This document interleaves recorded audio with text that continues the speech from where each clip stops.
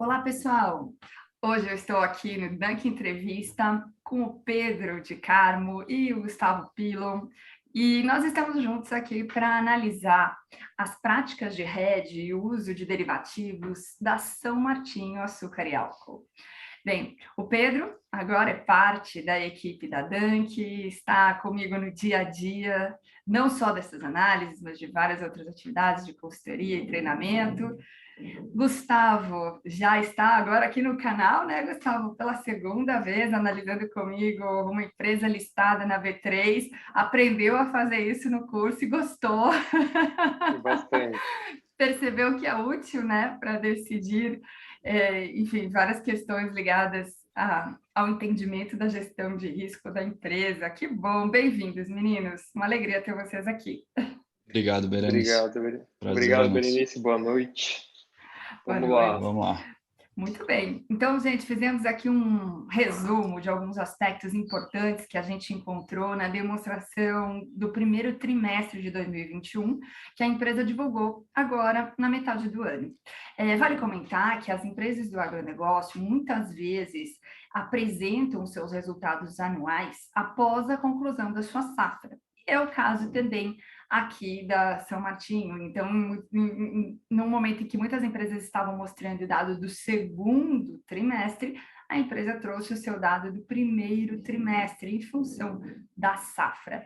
E vamos contar, então, um pouquinho mais como é que veio esse número e o que ela nos trouxe nas suas demonstrações financeiras. Vamos lá, Berenice. Então, aqui só trazendo a agenda da nossa análise, a gente resolveu fazer um comparativo um pouco diferente para essa entrevista e apresentar os números da São Martinho, para a gente ter uma comparação melhor do que aconteceu também no período de pandemia. Então, vocês vão ver durante o nosso vídeo aqui, posteriormente, talvez até um podcast, né, professora? A gente vai apresentar alguns números desta safra e da safra passada para entender como que alguns pontos foram impactados durante a pandemia e como que recuperou muito bem, né? Então, Gustavo vai dar uma introdução aí de alguns highlights da companhia. Por favor, Gustavo. Vamos lá, Pedrão. Então, analisando aqui o resultado do balanço primeiro TRI de 22 da São Martinho, a gente percebe que a ação teve uma forte valorização aí nos meses de junho e julho, representando aqui bem uma característica de uma montanha. Então, ela partiu lá de 32, 33 em abril e atingiu aí o topo aí R$ 40 o preço unitário da ação. E depois, muito desse resultado fortemente impactado pelos bons resultados da empresa e pela forte valorização dos principais produtos da empresa, que é o açúcar e o etanol, que tem tido forte valorização no mercado aí nos últimos meses. Além disso, a empresa fez o reconhecimento de algumas dívidas e também teve um efeito aqui da valorização, da variação cambial do dólar nesse período. Agora, percebemos aí que no mês de agosto, todos os setores e segmentos foram impactados aí por uma grande desvalorização aí e queda de Bovespa, aí, trazendo a ação para patamares menores.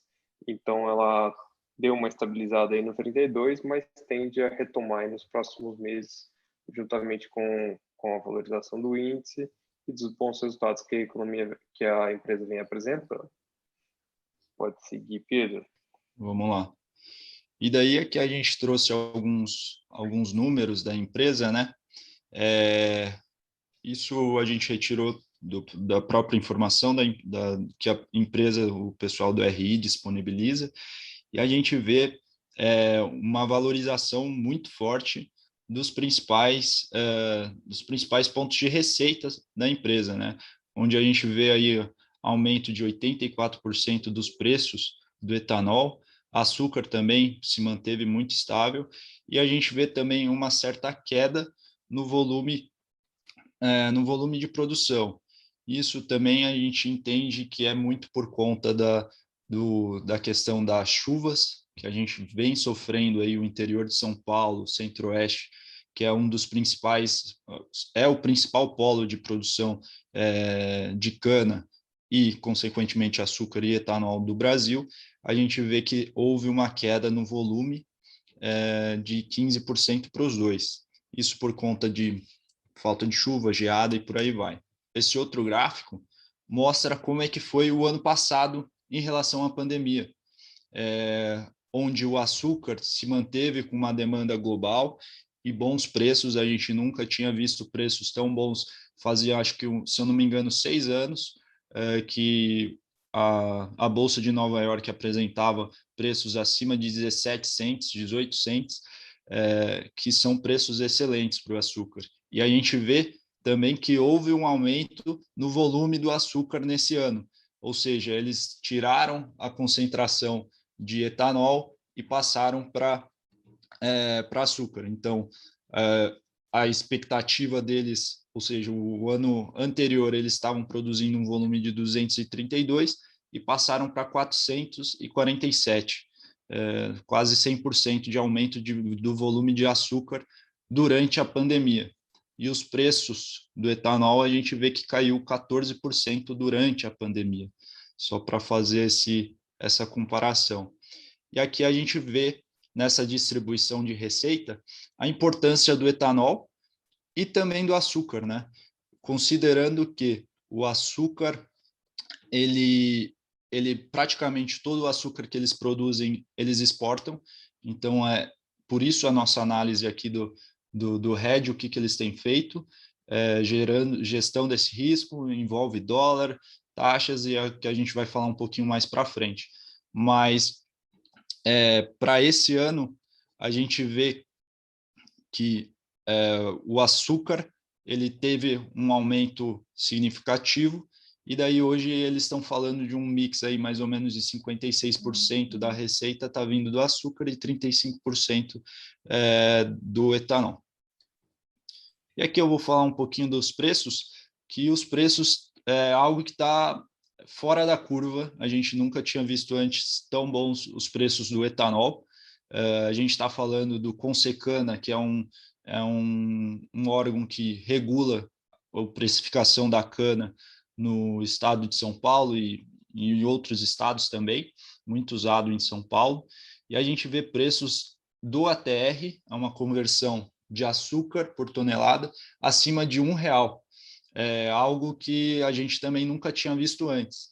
Ô Pedro, para aproveitar Sim. a sua experiência no segmento, né? Você que já trabalhou numa trade de açúcar e álcool, é interessante porque a gente tem a cada safra uma escolha, né? O pessoal brinca Sim. que é como se fosse virar a chavinha. Exatamente. Né? E essa chavinha tem a ver justamente com essa decisão sobre o mix de açúcar e álcool.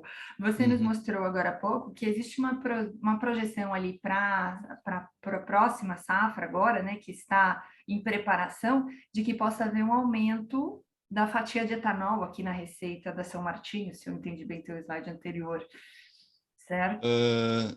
Aqui, ó, a fatia de etanol subindo de 35%, que é o que aconteceu nessa safra, para 43% esperado para a próxima safra. Então, exatamente. A princípio, quando a gente ouve, né, puxa, teve um aumento importante nos preços do etanol, mais do que o açúcar, a gente tenderia a pensar, olha, então vamos produzir mais etanol porque teremos mais oportunidade de ganhos. Mas quando você pensa do ponto de vista da questão produtiva, né, do que eu preciso de cana, de matéria-prima, para chegar ao final, né, com 1 litro de etanol ou um quilo de açúcar, né, e aí, claro, tem que ajustar todas as medidas, que isso é super importante, mas, enfim, ajustando e comparando as medidas, a gente percebe que ainda vale mais a pena produzir o açúcar, é isso? Isso.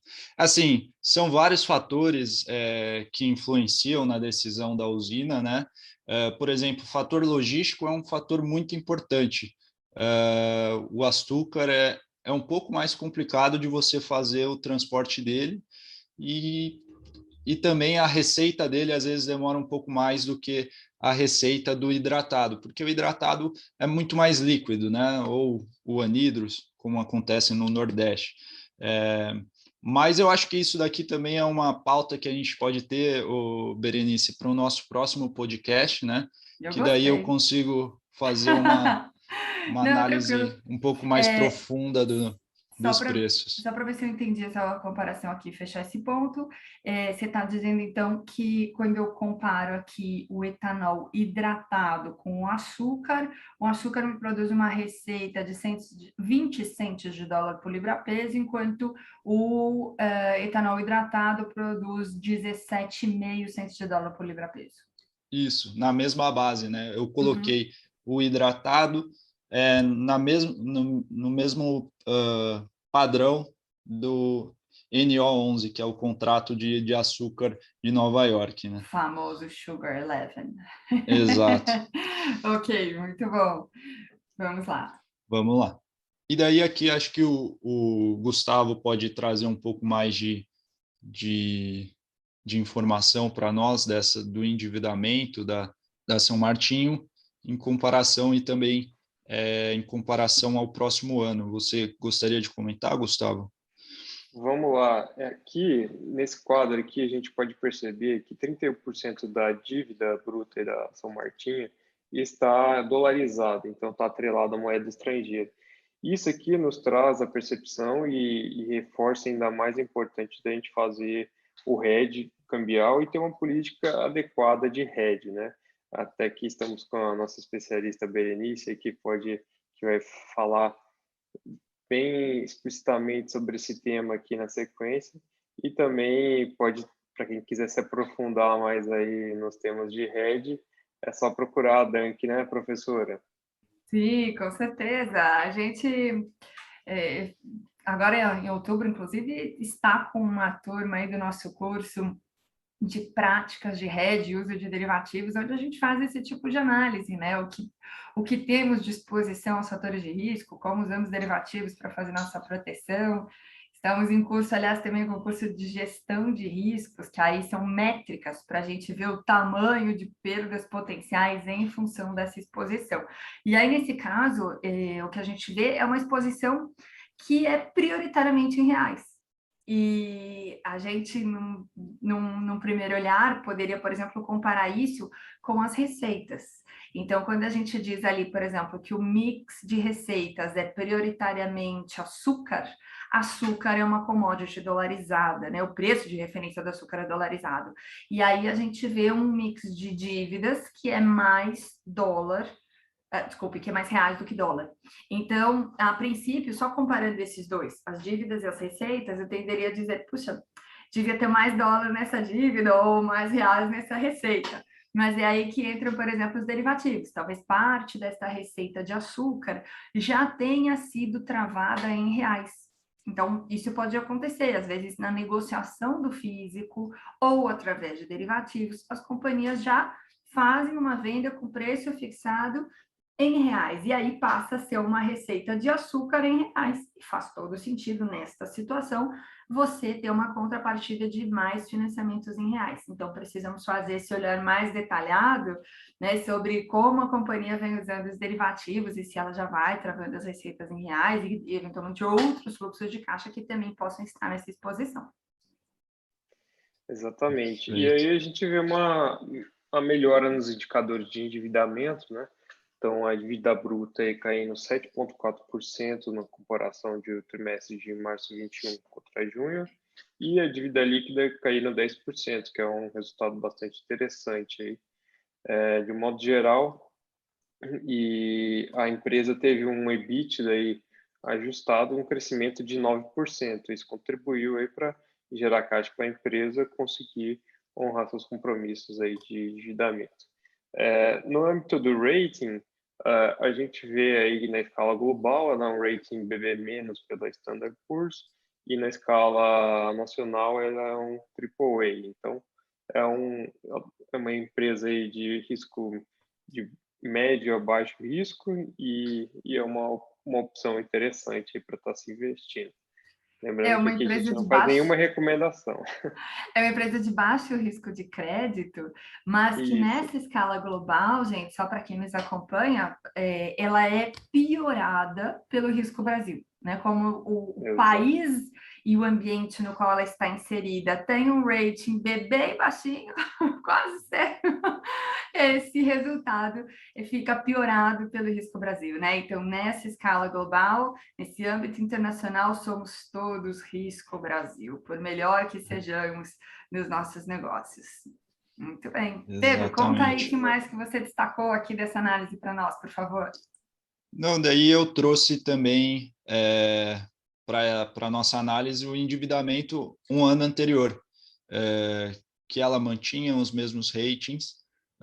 A gente via alguns pontos sendo melhorados, piorados, né, como dívida bruta, a dívida líquida melhorando.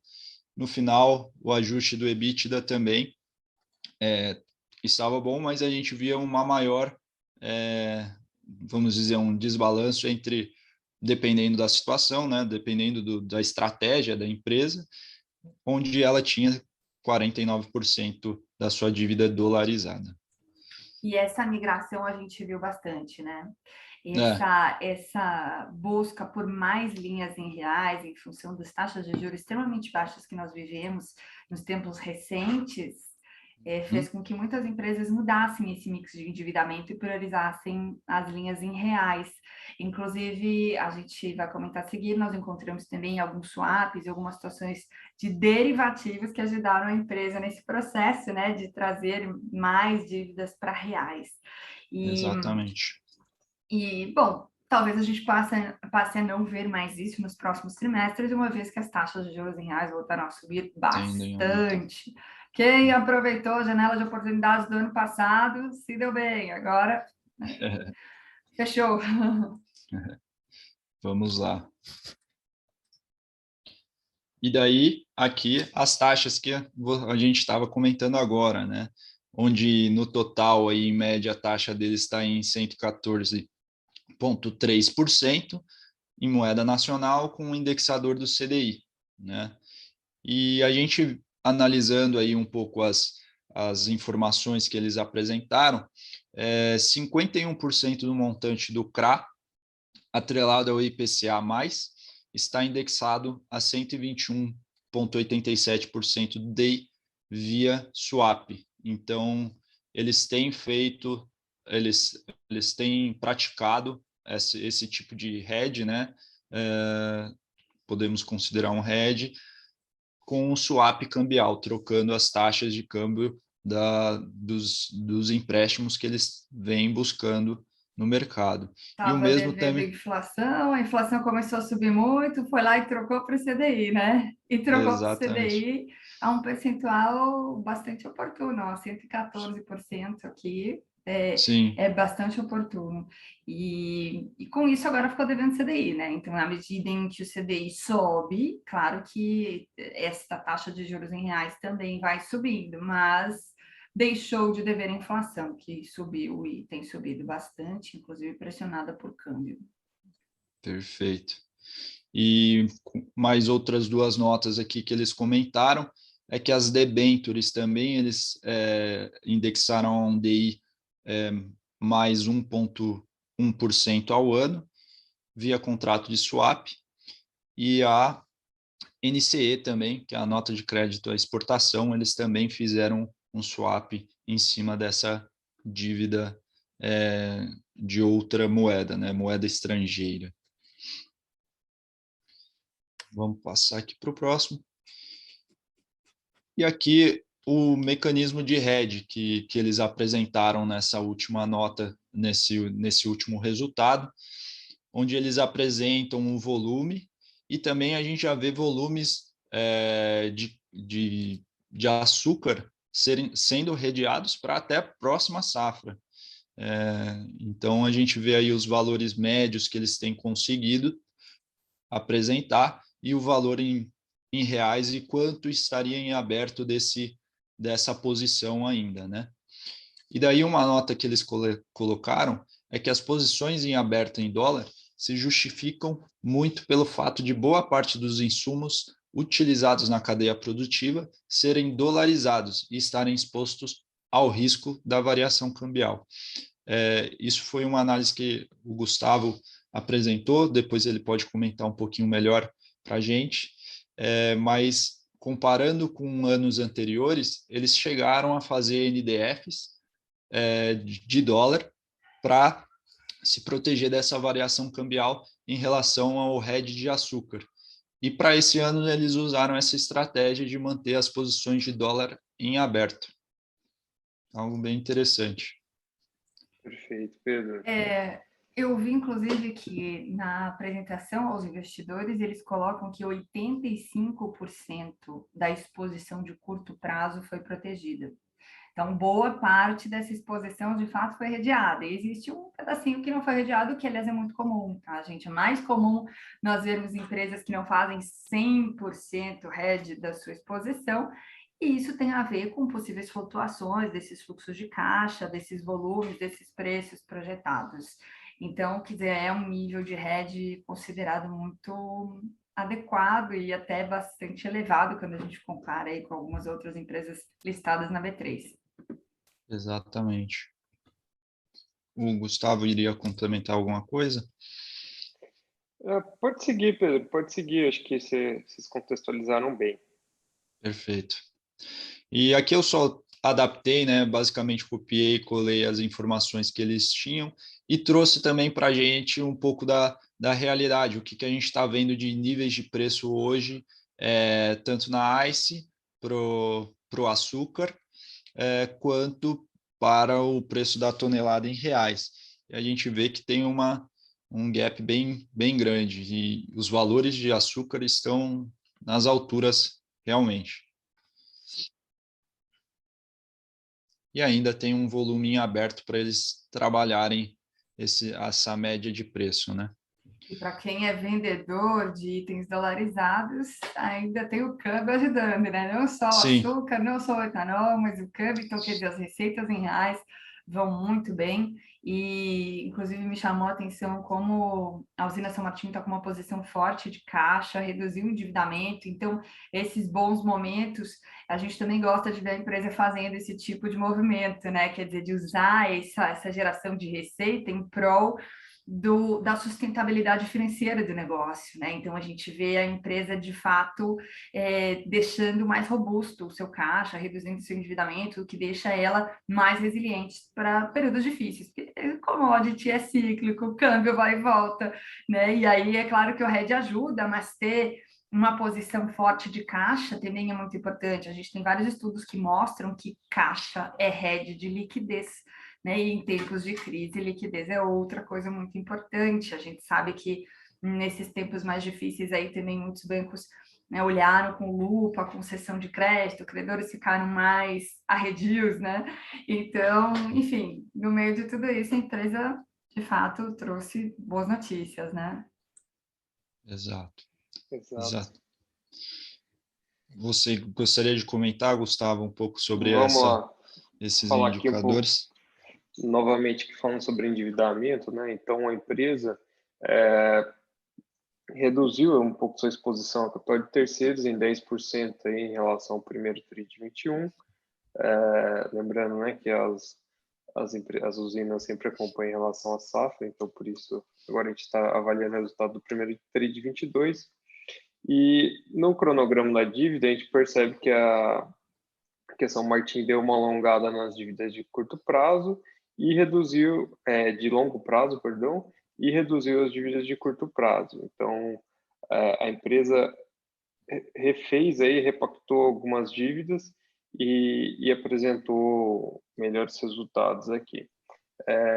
Com relação à movimentação aqui da dívida, então, em março de 21, a gente tinha aí uma pilha de 2.702 e aí tivemos reduções positivas, tanto em relação ao fluxo de caixa quanto à variação cambial, beneficiando aí pelos efeitos da variação cambial. O que pesou negativamente nisso foi o CAPEX, né, para expansões, melhorias, investimentos na empresa de modo geral, e capital de giro para a operação, fechando a pilha em 2.428. E aqui tem o volume total aqui da dívida. Então, as dívidas de curto prazo, 359 milhões, sendo que 67% em real e 33% em dólar. dívidas de 1 a 2 anos, 889 milhões, e sendo 79% em real, o restante em dólar. De 2 a 3 anos, 360 milhões, volume menor aí. E as dívidas de longo prazo, aí, que somadas aí, totalizam quase 2 bi, aí, né? E aí Perfeito. estão alongadas aí até de 3 a 5 anos, até mais. Em diante. É interessante Perfeito. porque essas dívidas de longo prazo, de 3, 4, 5 anos em diante, elas são prioritariamente em reais. Exatamente. E é interessante porque a gente normalmente encontra no agronegócio companhias que tendem a tomar dívidas em dólar porque suas commodities geram receitas prioritariamente dolarizadas. Mas a contrapartida disso é que se não há um hedge, se não há algum tipo de fixação dessa variação cambial que proteja a companhia de um aumento de taxa de câmbio, essas dívidas de longo prazo dolarizadas podem trazer no resultado contábil um impacto negativo quando o câmbio sobe, como aconteceu com algumas companhias no ano de 2020, principalmente. Então, ficou aí uma lição que fez com que muitas aproveitassem para já fixar esses custos em reais, né, para o longo prazo. Só o único ponto aí é que a empresa, pelo que a gente pode observar, não faz a fixação das receitas por prazos tão longos. Então, deixou de ter exposição, digamos assim, no que já está contabilizado, que é o seu passivo, mas segue tendo exposição nos fluxos de caixa que serão gerados em função das receitas de açúcar, principalmente.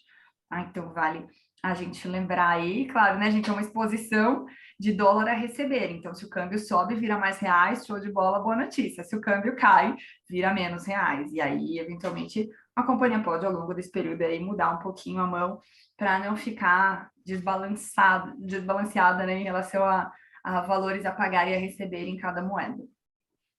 Perfeito.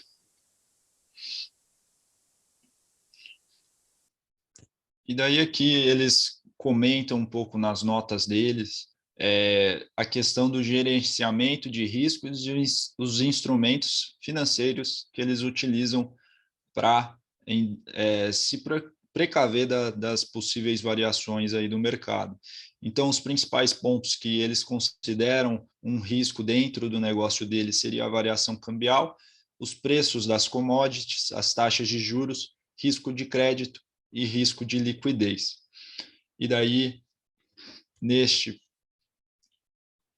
eles também comentam quais tipos de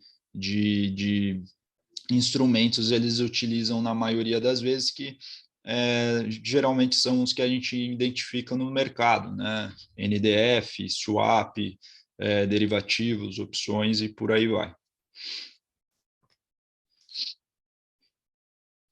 E nesse slide eles apresentam também uma análise de sensibilidade dos riscos de mercado, onde é muito comum essas empresas que apresentam hedge accounting fazer essa sensibilidade dos impactos com a variação de algum desses fatores de risco, né?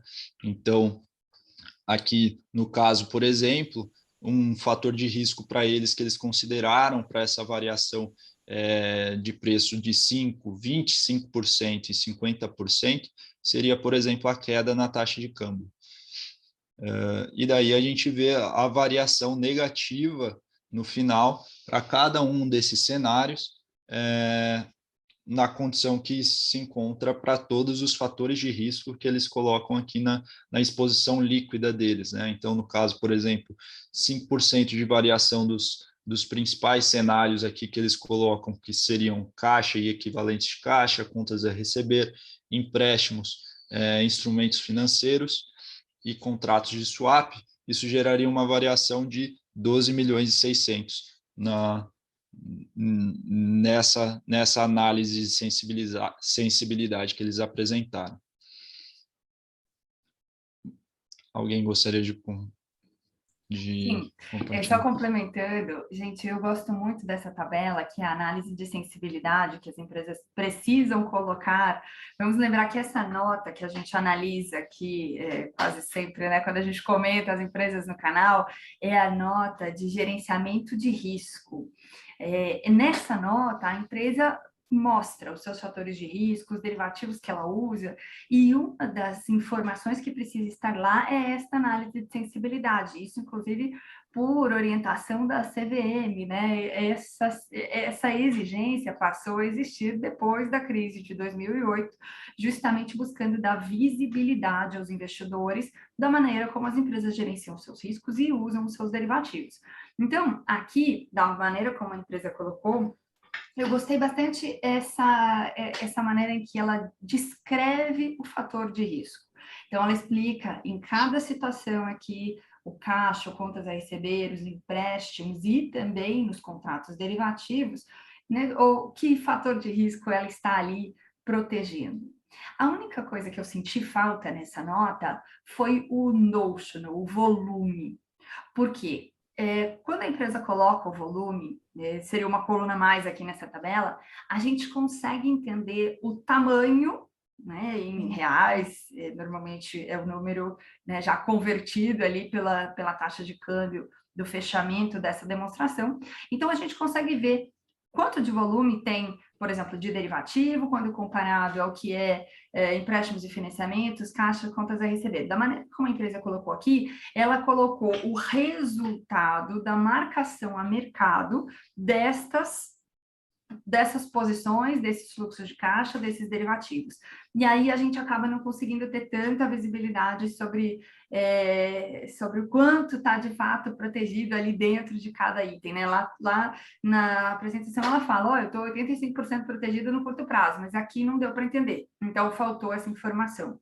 Mas, enfim, essa tabela é uma que quanto mais completa, mais a gente entende o quanto de fato as coisas estão bem casadinhas ali entre o hedge e a exposição.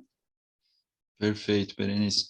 E nas notas explicativas deles, eles comentaram que eles fizeram testes de prospectivo e retrospectivos de eficácia.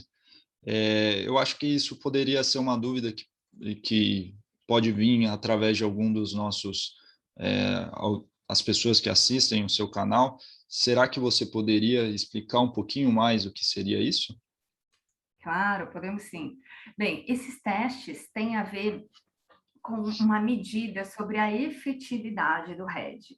Então, se compara o resultado trazido pelo derivativo, tanto em termos de marcação a mercado, que seria o valor atualizado hoje daquele derivativo, quanto em termos de ajuste, que é o resultado do derivativo no seu vencimento. Se for futuro, tem ajuste diário, tá bom, gente? Mas se for um swap, um NDF, uma opção, de regra tem um único ajuste no vencimento.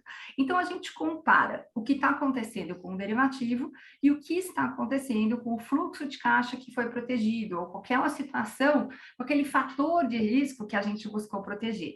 Então, só para usar essa tabela aqui que nós estamos analisando, que é a análise de sensibilidade que a companhia apresentou, ela diz assim, olha, eu estou aqui, quando eu tenho caixa, eu estou exposta ao risco de queda da taxa de câmbio. Por quê? Porque eu tenho caixa em dólar, que se a taxa de câmbio cai, vira menos reais, né? Às vezes é um recurso que a companhia deixa no exterior, ou é um câmbio recebido que ela ainda não fechou o câmbio pronto e não internou o recurso, é uma reserva em dólar. Ok, então o que ela poderia fazer para proteger a sua reserva em dólar desse risco? Eventualmente, ela poderia fazer um hedge, como um NDF, que é muito usado pelas empresas, em que ela trava a taxa de câmbio futura para uma data em que ela pretende internar o recurso, e nesse caso, ela venderia um NDF para se proteger desse movimento de queda. Ok, então se é essa a equação, o que a gente teria que ver? Esse NDF vendido teria que trazer um resultado que é o oposto do resultado que está acontecendo sobre o caixa dolarizado. Então, esse caixa dolarizado gera receita e despesa de variação cambial na contabilidade, enquanto o derivativo faz a contraposição disso. E quanto mais um for exatamente igual ao outro, em termos de volumes de MTM e ajuste, mais efetivo é esse hedge, mais eficaz foi a proteção que a gente contratou. E esses testes, eles têm justamente esse propósito. E ele pode ser feito olhando para o passado, então, quer dizer, buscando o histórico e o que já aconteceu, retrospectivo, ou ele pode ser prospectivo, olhando para o futuro, olhando para as curvas, né? E aí, com isso, mostrando, digamos assim, uma expectativa de mercado, mostrando uma curva, normalmente em cima das curvas de futuros, aí que a gente faz essa análise, né? Então, o que está projetando para o meu MTM, baseado no futuro do dólar ou do açúcar, se eu estiver fazendo um NDF de açúcar, versus o que está projetando para aquele fluxo de caixa. Então, eu posso olhar para o... ou, digamos assim, tentar falar sobre o futuro, e normalmente a gente faz isso baseado nas curvas de futuro, ou buscar o passado e ver, né, o que decorreu de fato. E daí deixamos a pergunta, né, Gustavo? Exato. A São Martinho se beneficia ou não da alta de câmbio do dólar em relação ao real e vice-versa? Sim, é interessante porque aqui, quando a gente olha para essa tabela, a gente está vendo... aqui sim a gente está vendo aquela informação que eu tinha sentido falta na tabela anterior. Então, perceba que nós temos uma coluna aqui sobre valor, volume contratado, né? Porque normalmente quando é commodity se mostra volume, né? Quantidade, e normalmente moeda a gente mostra quantidade de moeda, né? Notional, que a gente costuma falar.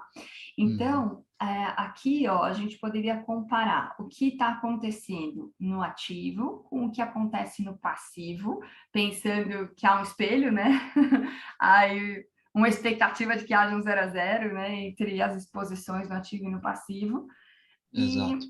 E aqui nessa tabela a gente também pode ver os tipos de derivativos que a empresa está usando. Perceba que é bastante diversificado, né? Ela usa contrato futuro de açúcar, futuro de etanol, ela tem inclusive compromissos de compra e de venda. A impressão que dá aqui é que uma parte dessa cana que ela usa ou desse etanol, ela também compra no mercado, então por isso ela tem um compromisso de compra e do outro lado de venda. É isso mesmo, Pedro? Acredito que sim, eu acho que faça sentido essa sua análise, apesar que eles não colocam nada explicando detalhe a detalhe, eles colocam várias posições esse controle de todas as posições que eles vêm fazendo ao longo do tempo, e daí eles colocam com um pouco mais detalhes justamente isso que você comentou, calls, puts e etc. Então, só finalizando, aí eles também têm NDF de dólar, instrumento mais usado para hedge cambial, tanto na ponta de compra quanto na ponta de venda. Então, esse tipo de estratégia tem a ver com uma ideia de proteger a margem, e é muito comum que você venda quando você está comprando. Então, eu estou comprando um físico, ou fazendo um compromisso de compra de um físico, que vai ser, por exemplo, um insumo de produção para mim, e naquele mesmo momento eu já vendo um futuro, ou eventualmente eu já faço uma comercialização desse físico com preço futuro fixado. E nessa hora eu já travo minha margem, porque eu sei quanto custa, quanto será a minha receita bruta, né? E aí eu já sei se eu atingi a margem que eu esperava. Então, esse tipo de estratégia é muito típica em relação a estratégias de hedge que são feitas para proteger a margem do negócio. E se ela for bem amarrada do ponto de vista de prazo, ela funciona muito bem. Normalmente o grande desafio é amarrar o prazo.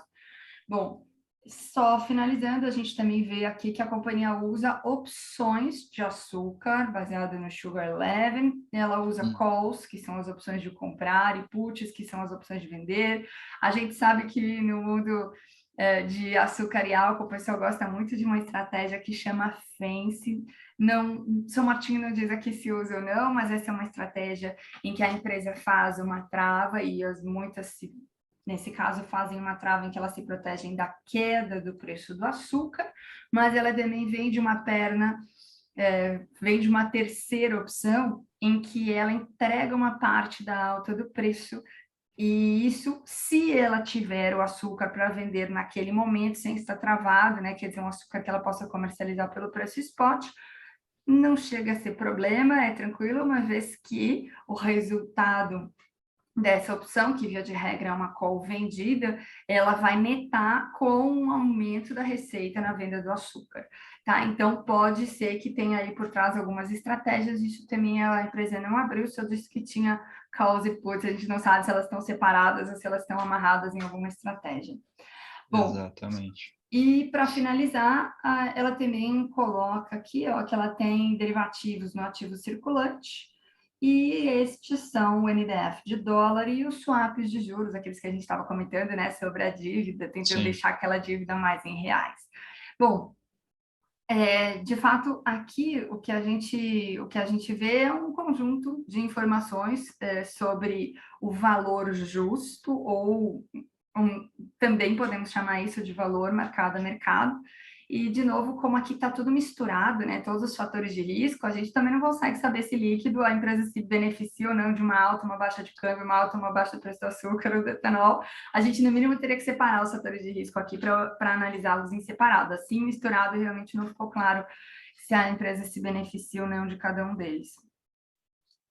Perfeito. Sugestões, né, aí para o RI, para o financeiro, gente. Vem contar aqui para nós, ajuda a gente a entender mais de como vocês fazem o hedge, usam derivativos. Vamos ficar felizes, né, de saber um pouco mais. Estão convidados para vir aqui e fazer um bate-papo conosco no Dunk Entrevista. Perfeito. Muito bem. Com certeza, serão bem-vindos. Sim. Ó, aqui de risco cambial a gente tem uma abertura, né, Pedro? Aqui a gente consegue ver no ativo e no passivo o que está sendo feito de derivativo e o que aconteceu de variação cambial sobre os empréstimos, que são as operações de trade finance, operações de financiamento ao comércio exterior. Então, no líquido desses dois efeitos, né, de derivativos e variação cambial, o que a gente percebe é que, aparentemente aqui, né, pelo modo como a companhia fez a tabela, o derivativo trouxe um resultado interessante, né, positivo, a favor da companhia, mas que se ele foi hedge, ele simplesmente compensou uma situação adversa, por exemplo, um aumento do câmbio na dívida, uma redução do câmbio na hora da formação de uma receita, tá? E aí tem uma Perfeito. compensação no derivativo. Exatamente. E aqui eles comentam um pouco mais do hedge account, o que eles têm feito com o hedge account dentro da companhia. E daí eu acho que seria interessante a gente debater, né, ou você trazer um pouco mais para nós, Berenice, qual que é a importância do hedge account dentro de uma companhia não financeira, né, e que usa e precisa utilizar de derivativos para essa função, né, para se proteger, né?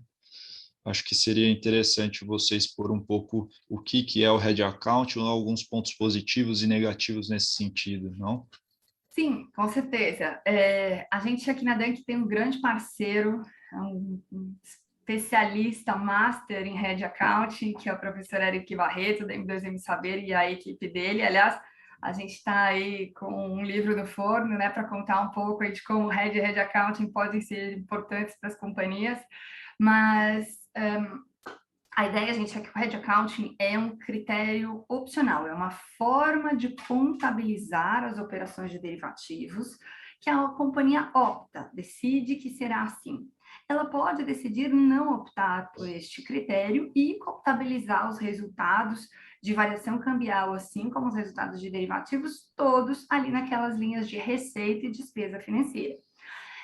Qual que é o lado positivo, né, de você não adotar o hedge accounting? É que é simples, você lança tudo lá e fica aquele grande bolo de receitas e despesas financeiras. Do ponto de vista do controle, talvez possa ser mais simples. Por outro lado, um projeto até recente que nós fizemos, o financeiro nos disse, puxa vida, o acionista me pergunta sobre a efetividade do hedge, sobre quanto o derivativo que eu contrato protege os efeitos de variação cambial e de variação de preço de commodities, que eu não consigo dizer. Então, essa foi uma companhia, por exemplo, que decidiu adotar o Hedge Accounting, um pouco para poder, de fato, ter toda essa visibilidade sobre a verdadeira efetividade do hedge, os efeitos que vêm dos derivativos, os efeitos que vêm dos fluxos de caixa protegidos. E, nesse caso, também, claro, tinha uma preocupação com o resultado contábil. E o resultado contábil, ele pode ser protegido através da adoção do Hedge Accounting na medida em que alguns efeitos, por exemplo, como a variação cambial de uma dívida de longo prazo, na medida em que essa dívida é considerada, por exemplo, o hedge das receitas de exportação e é enquadrado assim no Hedge Accounting, esses efeitos, enquanto já há dívidas, mas não há receitas, podem ser levados para o PL e não afetam tão fortemente o resultado, não correm o risco, por exemplo, de às vezes levar embora ali uma parte importante ou todo o lucro da companhia. Então, o Hedge Accounting normalmente tem a ver com uma preocupação da empresa, do acionista, enfim, de proteger não só o caixa, mas também o resultado contábil. Tá? Porque às vezes a gente faz o hedge olhando para o caixa, mas na contabilidade não há uma proteção, ou a gente às vezes fala assim, fica um pouquinho na dúvida ali sobre qual é o melhor instrumento, ou qual é o prazo de hedge a ser feito, e aí quando a gente conjuga as duas coisas, usa direitinho os instrumentos, faz corretamente o hedge e adota o hedge accounting, normalmente a gente consegue endereçar todos esses problemas, tanto do caixa quanto do contábil. É isso. Perfeito. Excelente. Muito bom. Então, conclusões finais aqui sobre São Martinho. Bom, gente, olha só, estamos chegando ao fim aqui desse nosso bate-papo sobre São Martinho, hoje com a colaboração do Pedro de Carli e do Gustavo Pilon, eles que já estiveram e vão continuar estando aqui pelo canal nessas análises, e esperamos que vocês tenham gostado, aprendido aqui um pouquinho mais sobre como a gente analisa o uso de derivativos, a gestão financeira das companhias do ponto de vista dos instrumentos de gestão de risco. Vamos deixar aqui também um lembrete de que, se você quiser aprender mais sobre esses temas, nós temos cursos na Dunk focados nas práticas de hedge no uso de derivativos e também na gestão de risco e suas métricas, como o VaR, o Cash Flow at Risk. Nós fazemos não só treinamento, mas também consultoria. Então, se você precisar aí na sua empresa desenvolver uma política e uma prática de hedge, por favor, entre em contato, fale conosco, vai ser sempre uma alegria para a gente receber a sua ligação. E a gente também tem aí o nosso WhatsApp, o nosso e-mail, todos os nossos canais de contato. E se você gostou aqui desse nosso bate-papo, gente, deixa seu like, comenta, compartilha, se inscreve no canal. Eu agora estou aqui, junto com os meninos e vários outros parceiros produzindo cada vez mais materiais interessantes, atualizados, e nós queremos aí a sua inscrição, o seu like, para poder nos ajudar aqui a produzir ainda mais e melhor. Deixa a sua sugestão, que outras empresas você gostaria que a gente analisasse. Ficou com dúvida de alguma coisa que a gente falou? Escreve aí no comentário. Quer falar um pouquinho, dividir um pouquinho do que a sua empresa faz? Você também trabalha numa empresa de açúcar e álcool? Comenta, compartilha com a gente aí o que vocês fazem. Vamos dividir boas práticas. A gente sabe que tem muita companhia não listada que faz direitinho a gestão do risco. Então, comenta com a gente, tá bom? Vai ser uma alegria receber o seu comentário, o seu contato. Muito obrigada, pessoal. Fiquem bem. Obrigado. Tchau, tchau. Tchau, tchau. Muito obrigado. Até mais, pessoal. Um abraço. Até logo.